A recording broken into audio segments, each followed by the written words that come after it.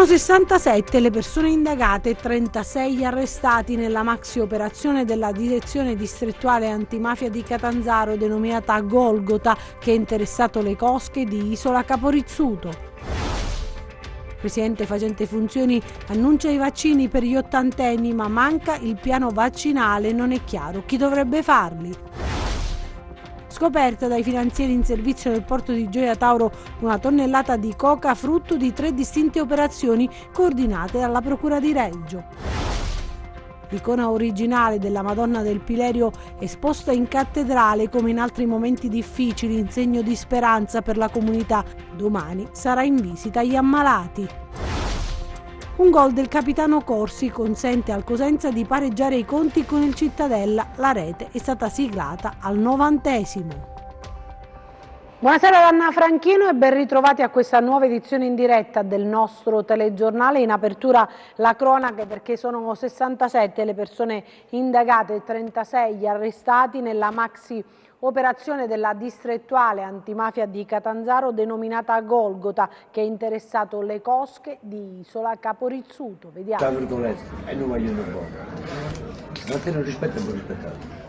Ecco alcune delle conversazioni captate dagli inquirenti nel corso delle indagini che oggi hanno portato a 36 arresti colpiti clan del Crotonese. Le indagini hanno riguardato in particolare la cosca arena Nicoscia di Isola Caporizzuto e la famiglia Mannolo, appartenente al ceppo dei cosiddetti pecorari operanti sul territorio di San Leonardo di Cutro. 67 in tutto gli indagati nell'operazione Golgota coordinata dalla DDA di Catanzaro, un'indagine che ha unito le risultanze investigative di 2 distinti filoni. E così gli inquirenti hanno fatto luce sulle dinamiche criminali, l'operatività di diverse associazioni sul territorio della provincia di Crotone e ancora gli interessi nel nord Italia mediante l'infiltrazione in imprese delle quali le cosche acquisivano la gestione, e poi il business della droga. Le intercettazioni hanno permesso di appurare come la famiglia Mannolo avesse stretti rapporti con soggetti di Crotone e isolitani nella fornitura di cocaina e marijuana, nonché la disponibilità di numerose armi. Gli indagati inoltre avevano la capacità di acquisire informazioni sulle indagini in corso e le operazioni in procinto di essere compiute. Stiamo parlando di una 'ndrangheta di serie A, stiamo parlando di 2 blocchi, di 2 centri di famiglie storiche presenti sin dagli anni 60 sul territorio, riconosciute sul piano investigativo e giudiziario. Questa di oggi è un'indagine importante, fatta molto bene dalla squadra mobile di Crotone, dalla squadra mobile di Catanzaro, coordinata dallo SCO di Roma. È un'indagine, dicevo, fatta molto bene perché è piena di riscontri, piena di reati fine. Oltre alle 2 associazioni di delinquenza mafioso, oltre alle 2 associazioni di delinquenza traffico di stupefacenti, vi sono 108 capi di imputazione di reati fine, non solo per quanto riguarda la droga, ma anche e soprattutto per quanto riguarda la detenzione di decine e decine di armi comuni e da guerra, perché questo territorio negli anni è stato martoriato da decine e decine di omicidi di mafia e più volte in questi anni, dal 2018 ad oggi, siamo intervenuti con azioni di disturbo, chiamiamoli così, per impedire altri omicidi, per impedire altro sangue. Lasciamo solo per il momento la cronaca, ci occupiamo di vaccini perché il presidente facente funzioni della regione Calabria, Nino Spirlì, ha annunciato che ci sono i vaccini per gli ottantenni, ma manca appunto il piano vaccinale e non è chiaro chi dovrebbe farli. Passano i giorni, nulla cambia. La Calabria resta penultima nella somministrazione dei vaccini secondo i dati del Ministero. Oggi è il presidente facente funzione della regione Nino Spirlì, nel corso di una diretta Facebook, a dire che è stata ufficialmente completata la prima fase, quella cioè relativa al personale sanitario. Parte dunque la vaccinazione degli anziani, gli over 80, che in Calabria sono 130.000. Finalmente comincia la vaccinazione degli anziani, dicevo gli ultra ottuagenari sono 130.000 in Calabria, di cui quasi 200, 180 e più sono gli ultra centenari, belle colonne, proprio monumenti a questa Calabria. Adesso come avete visto, io ho incontrato negli ultimi giorni anche i rappresentanti dei medici di base i quali si sono resi disponibili a firmare un protocollo d'intesa con la Regione, il commissario ad acta, con le ASP di competenza, eccetera, per poter fare i vaccini agli ultra ottoagenari direttamente loro, cioè i medici di base, fermo restando che io stesso ho chiesto che per gli ultra ottantenni che abbiano delle patologie importanti, che abbiano delle patologie gravi, si possa pensare alla vaccinazione, e quindi si possa effettuare la vaccinazione presso i grandi ospedali, cioè gli hub, gli ospedali. Intanto anche nella nostra regione sono arrivate le prime dosi del vaccino AstraZeneca che saranno destinate agli under 55, in particolare al personale scolastico e alle forze dell'ordine. In mattinata una circolare del Ministero ha precisato che le fiale AstraZeneca dovranno essere somministrate ad under 55 senza patologie e che in caso di gravidanza andrà valutato caso per caso. Parliamo invece adesso del bollettino regionale, perché aumentano seppur di poco i nuovi positivi in Calabria, 2 i decessi di oggi e preoccupa un focolaio in una scuola privata nel Cosentino. Si conferma stabile il trend dei nuovi positivi in Calabria, sono 214 casi riscontrati nelle ultime 24 ore con 2.569 tamponi eseguiti. Le persone risultate positive al coronavirus dall'inizio della pandemia in Calabria sono 34.735, quelle negative 479.305. I casi confermati oggi sono così suddivisi: 67 a Cosenza, 26 a Catanzaro, 5 a Crotone, 25 a Vibo Valentia e 91 a Reggio Calabria. 235 i ricoveri in reparto, mentre aumentano di 3 unità quelli in terapia intensiva, che arrivano a 27, 2 le nuove vittime, una nel Cosentino e una nel Catanzarese, che portano il totale a 632 dall'inizio della pandemia. Intanto preoccupa un focolaio scoppiato in queste ore in una scuola primaria privata di Cosenza, circa 20 casi fra bimbi e personale docente e non docente.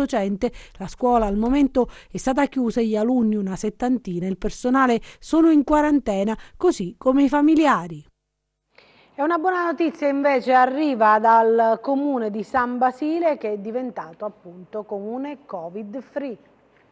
San Basile, piccolo comune arbresce della provincia di Cosenza, è comune Covid-free. Nessuna positività, nessuna quarantena, i ragazzi sono rientrati a scuola. Più che soddisfatto il sindaco Vincenzo Tamburi, che comunque raccomanda in ogni caso a tutta la cittadinanza di continuare a seguire in modo scrupoloso le comuni prassi per limitare il contagio del Covid-19. Su San Basile, per fortuna, in questa fase l'emergenza Covid si sta sentendo poco. I casi sono a zero, nessuna positività e nessuna persona in quarantena, il che significa che la cittadinanza, la comunità ha risposto bene a tutte le indicazioni che abbiamo dato e anche a tutte le precauzioni che abbiamo sempre cercato di dare ai cittadini proprio per evitare l'emergere di questi contagi. Inoltre la buona notizia anche in questi giorni è che abbiamo riaperto la scuola, i ragazzi sono finalmente tornati tra i banchi, hanno ripreparato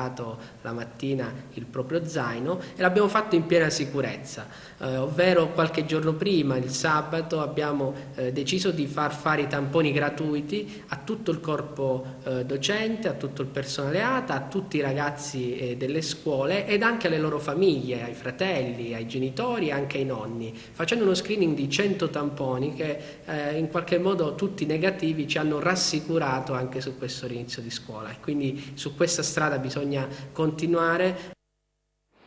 Cambiamo decisamente argomento, parliamo della Madonna del Pilerio, la festa patronale della città di Cosenza, perché l'icona originale proprio della Vergine è esposta nella cattedrale, così come in altri momenti difficili, in segno di speranza per tutta la comunità. Domani invece sarà in visita agli ammalati. Noi abbiamo intervistato il vescovo Monsignor Nolè. In una lettera scritta ai cosentini, Monsignor Francesco Nolè, vescovo dell'arcidiocesi di Cosenza Bisignano, dice: dobbiamo rivedere le celebrazioni per la Santa Patrona, la Madonna del Pilerio, a causa della pandemia, ma la Vergine andrà comunque a trovare gli ammalati, le persone impegnate per la nostra sicurezza, le forze dell'ordine, un gesto simbolico molto forte, un messaggio di speranza per tutti. Questa speranza la dobbiamo incarnare. Ha bisogno di uomini e donne di speranza che facciano da apripista concreta a quello che è il bisogno di ogni uomo, di ogni donna e di ogni famiglia. E quest'anno la Madonna non andrà in processione perché sono proibiti gli assembramenti, però ci sono due cose particolari da tenere presente. Come nei momenti difficili abbiamo sceso il quadro della Madonna dalla nicchia sul presbiterio, proprio per dire che è un momento eccezionale e dobbiamo confrontarci, guardare negli occhi questa immagine, guardare la faccia di questa immagine che ha preso su di sé tutto il dolore e la sofferenza dei nostri cristiani. E chiederci qual è il nostro compito oggi. Sì, siamo uomini e donne di speranza, ma in che modo, concretamente, cosa dobbiamo fare? Ecco, io penso che ognuno di noi deve far bene ciò che sta facendo, cioè è chiamato a far bene quello che normalmente fa.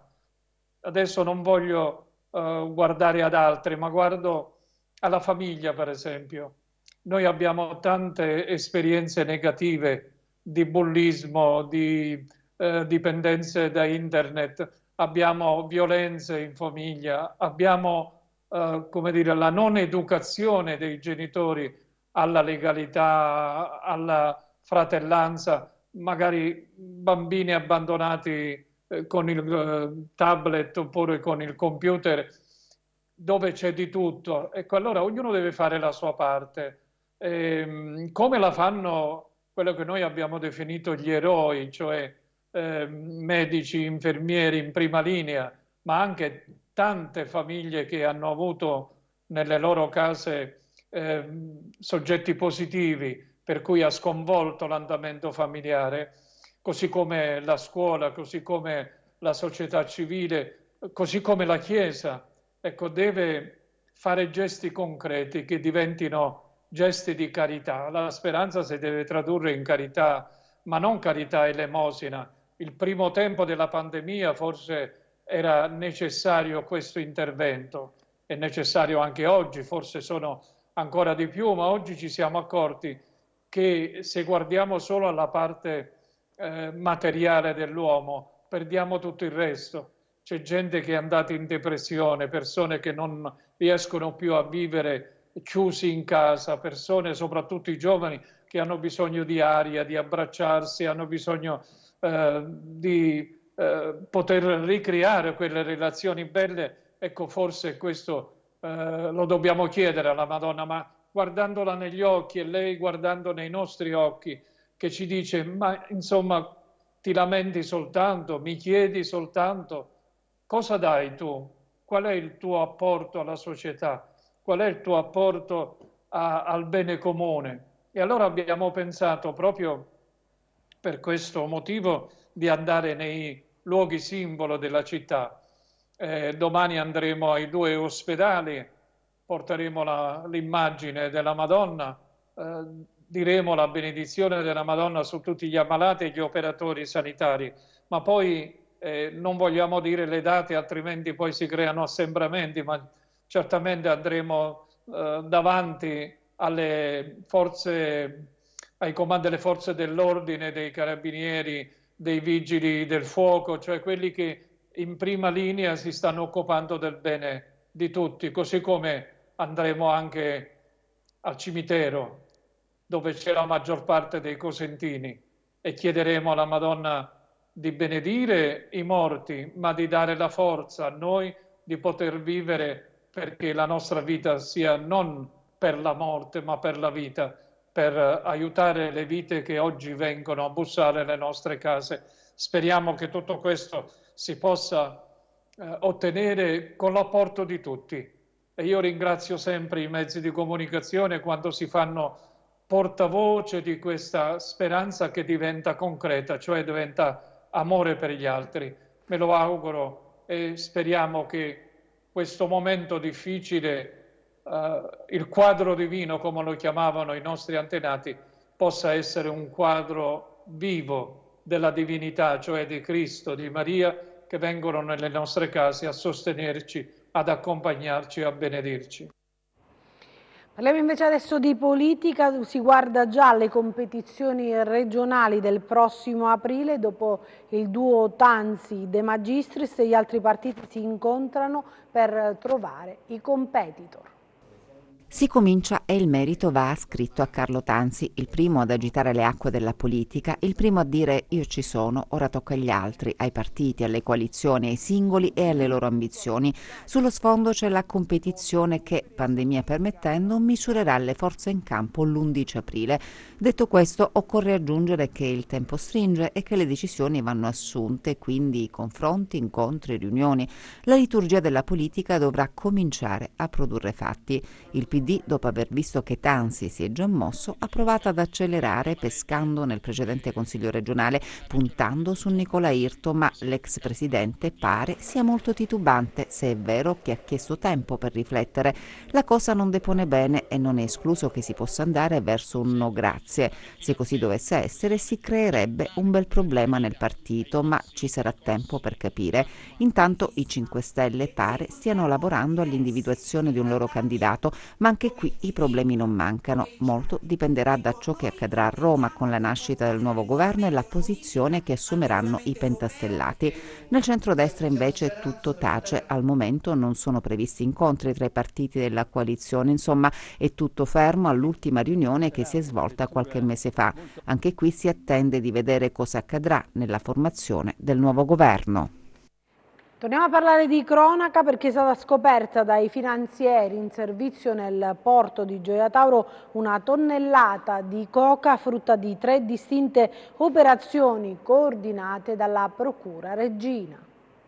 In meno di una settimana la Guardia di Finanza del Comando Provinciale di Reggio Calabria ha sequestrato oltre 1.300 kg di cocaina nel porto di Gioia Tauro, una cifra impressionante che rappresenta quanto l'affare droga sia una priorità delle cosche di 'ndrangheta. I sequestri di questa imponente quantità di polvere bianca sono arrivati a seguito di 3 distinte operazioni che appunto nel corso di 7 giorni sono state condotte dalle Fiamme Gialle e dai funzionari antifrode dell'Agenzia Dogane e Monopoli di Gioia Tauro con il coordinamento della Procura Distrettuale Antimafia di Reggio.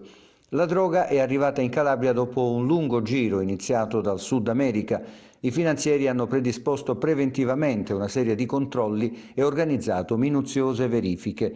L'impressionante numero rilevato nel corso delle operazioni è stato reso possibile da una precisa azione di contrasto condotta con scanner sofisticati in dotazione all'Agenzia delle Dogane e dei Monopoli. La cocaina era stata abilmente occultata in 3 container, 2 provenienti dal Brasile che ufficialmente trasportavano caffè e uno dall'Ecuador che trasportava sempre ufficialmente carne congelata. Fiamme Gialle e gli uomini della dogana hanno dato scacco matto alle organizzazioni. Il mancato guadagno per l''ndrangheta è di circa 260 milioni di euro. Restiamo a Reggio Calabria perché un allevatore ha tentato di uccidere il figlio a coltellate. Il fatto è accaduto in un piccolo centro nell'entroterra reggino. Quando sabato sera si è presentato al pronto soccorso del GOM di Reggio Calabria con una vistosa ferita da taglio al torace, ha detto di essere rimasto vittima di un incidente sul lavoro. In realtà la versione di un giovane di Ravagnese, quartiere della città dello Stretto, che era accompagnato da un amico e un'amica, non ha convinto i medici e soprattutto i carabinieri del pronto intervento che, ascoltata la versione, hanno voluto approfondire. La verità è venuta a galla. Il ferito, che nel frattempo era stato ricoverato e sottoposto alle cure mediche necessarie, necessarie, le condizioni del ragazzo erano abbastanza critiche, in realtà era stato accoltellato. A colpirlo il padre, un allevatore di 64 anni del quale sono state rese note solo le iniziali di nome e cognome. I fatti ancora parzialmente ricostruiti. Padre e figlio hanno avuto un diverbio che è degenerato. Il genitore ad un certo punto si è scagliato contro il ragazzo con un grosso coltello di macellazione. I carabinieri nei sopralluoghi che hanno compiuto nel luogo del tentato omicidio hanno rinvenuto la giacca del padre sporca di sangue e lo stesso coltello con il quale l'allevatore ha colpito il figlio. Non solo, determinante è risultata la contrastante versione resa subito dopo l'accaduto dagli altri componenti della famiglia. I militari hanno proceduto all'arresto dell'allevatore in flagranza di reato. E ha creato non pochi disagi il maltempo degli ultimi giorni, quello che continua a imperversare in Calabria. Le piogge incessanti e i venti forti hanno creato notevoli disagi, soprattutto l'ingrossamento dei fiumi come il Lao nel comune di Santa Domenica Talao. Ha invaso i terreni distruggendo tutte le colture e il parco Avventura. Vi facciamo ascoltare la rabbia di agricoltori e proprietari. Da quando io mi ricordo non è mai successo una cosa del genere, e ringraziando a chi di competenza che dovrebbero pulire il letto del fiume come sempre, e non si fa da tantissimi anni, una volta si faceva, del fiume che ha portato danni enormi. Io avevo delle pere, delle mele, delle melograne, carciofi, avevo la raccolta per quanto riguarda le fave, i piselli. Per quanto riguarda il vigneto è andato fuori, olive piantate quest'anno che l'ha portato via il fiume. Perché? Perché il letto del fiume, diciamo la parte dove c'è l'argine, hanno pulito tutto, non c'è rimasto un albero. I verdi, gli ambientalisti, non so, rompono le montagne e non vedono di prendere la natura, perché la natura la porta la sabbia al fiume e quindi automaticamente dovrebbero essere responsabili di queste azioni qua, e le responsabilità ci sono pure per quanto riguarda il discorso dei gabbioni, delle briglie che prendono dalla parte di sotto quando il fiume scende. Per forza poi entra il fiume e porta via tutto. Ma chi è il responsabile di collaudare e di dare il progetto in questo modo? Poi noi se prendiamo un po' di sabbia, i verdi, l'ambientalista o la guardia forestale fa subito il verbale. Non puoi prendere un legno per esempio per accendere il fuoco, no, perché deve ostruire il ponte passa il disgraziato, povero gente, cade e muore. Questi sono i verdi e gli ambientalisti. Al via fino al prossimo lunedì la giornata della raccolta farmaci da banco, una settimana di donazioni per aiutare chi ne ha bisogno.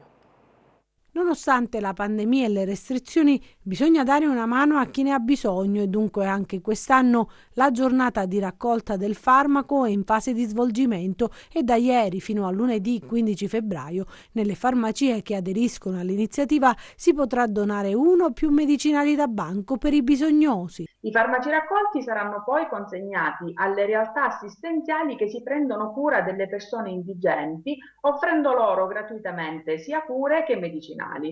A Cosenza quest'anno hanno aderito ben 43 farmacie e i farmaci raccolti sosterranno 33 realtà presenti sempre nel nostro territorio. Nonostante l'ottimo risultato dello scorso anno, purtroppo non siamo riusciti a soddisfare tutto il bisogno richiesto, bisogno che quest'anno è fortemente aumentato, causa anche la pandemia.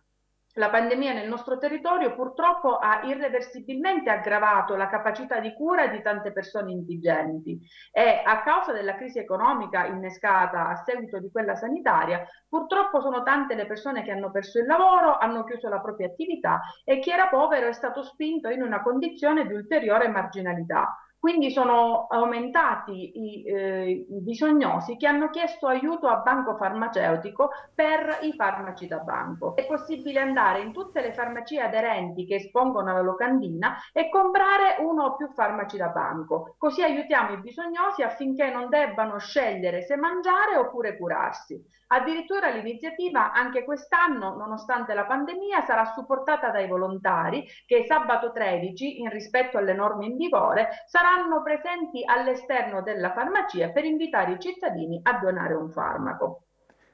I farmaci che si possono donare sono farmaci da banco, quindi sono farmaci senza obbligo di prescrizione, per esempio farmaci antipiretici, antinfluenzali, analgesici, cioè tutti quei farmaci che non sono a carico del sistema sanitario, ma che quindi i cittadini devono pagare. Parliamo adesso di calcio di Serie B perché è terminata proprio da pochi minuti la sfida fra la Reggina e la Virtus Entella, un secondo successo per gli che superano al Granillo appunto la Virtus Entella per 1-0 grazie alla rete di Montalto su calcio di rigore al 12°. Invece per l'altra prova di carattere, quella del Cosenza che c'è stata ieri in anticipo, in svantaggio al tombolato dopo soli 4 minuti, è capace appunto di strappare il pari meritato al 90° grazie al gol del capitano Angelo Corsi. Un gruppo solido, quello guidato dal tecnico Occhiuzzi, in serie positiva da ben 5 turni. L'avvio shock, il gol di Proia nei minuti iniziali, con il Cosenza sorpreso dalla Verde del Cittadella e in difficoltà. Una doccia fredda per l'11 di Occhiuzzi, sceso in campo al tombolato con altre intenzioni in una fase cruciale del campionato che impone alle squadre di bassa classifica di non perdere colpi, anzi di accelerare se possibile. Lo svantaggio immediato non ha smontato il Cosenza, i rossoblù si sono ripresi quasi subito, reagendo prima con impeto, poi sempre più con lucidità, sfruttando gli spazi lasciati liberi dai padroni di casa, vogliosi di trovare un raddoppio che avrebbe potuto indirizzare definitivamente la gara. Qui stanno i meriti di un Cosenza sempre attento a non perdere l'equilibrio, anche nei momenti peggiori, e pronto a gettarsi in avanti con coraggio ad inizio ripresa per cercare con insistenza il pareggio, sfiorato in 2 occasioni da Luca Tremolada al tiro dal limite dell'area e Mirko Carretta, bravo a proporsi in profondità sul suggerimento intelligente di Marcello Trotta, non a sorprendere Castrati in uscita disperata. La palla gol più nitida, quella capitata al numero 10, prima di una fase combattuta che ha visto anche il Cittadella sfiorare la rete e saggiare in qualche circostanza la prontezza di Vladimiro Falcone. Nel finale, di nuovo il Cosenza in cattedra e il premio alle scelte di Roberto Occhiuzzi, bravo a rivitalizzare la squadra con gli ingressi di Ba, Balulì e Sueva. Il pareggio meritato e importante, siglato dal capitano Angelo Corsi, il simbolo di un Cosenza che non molla mai, da 5 turni imbattuto e intenzionato a vender cara la pelle per la salvezza. Sono d'accordo sulla prestazione di carattere della squadra, del cuore che hanno, sentire i ragazzi dal primo all'ultimo minuto che si incitavano chi stava fuori, chi sta dentro, quindi insomma hanno saputo soffrire insieme e poi hanno saputo ribaltare, riprendere la gara e volevano anche ribaltarla, quindi questo è un gruppo che ha tanto cuore e bisogna fargli i complimenti. Adesso vediamo come hanno chiuso le borse.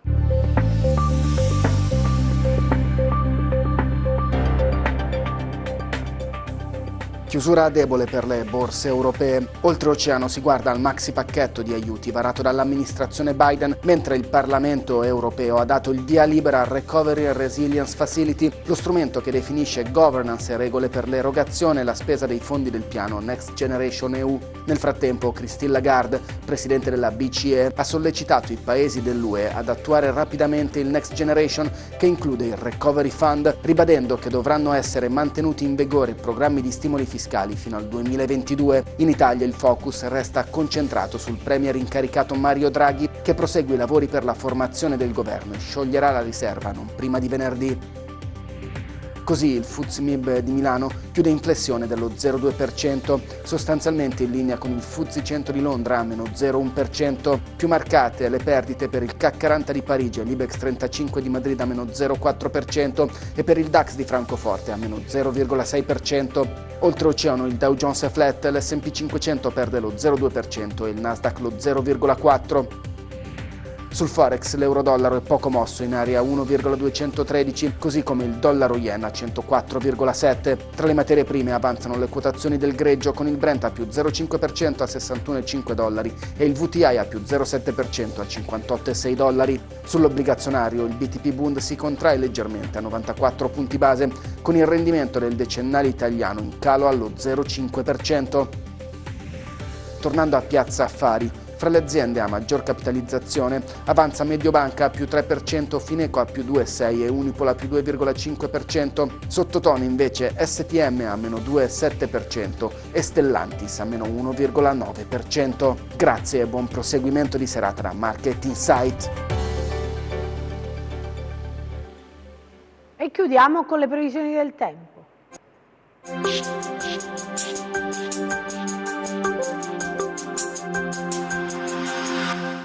Breve pausa prima di un nuovo peggioramento di matrice atlantica.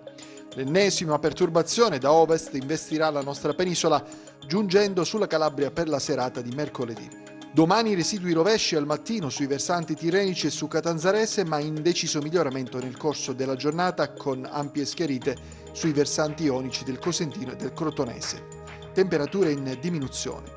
Domani venti ovunque da ponente di intensità prevalentemente moderata. Rinforzi li troveremo solo sul Golfo di Corigliano e il Golfo di Squillace. Deboli sul Crotonese. I mari risulteranno agitato il Tirreno, mosso lo Ionio sotto costa e molto mosso al largo. Per ulteriori approfondimenti vi rimando al sito www.meteoincalabria.com e alla nostra pagina Facebook Meteo in Calabria.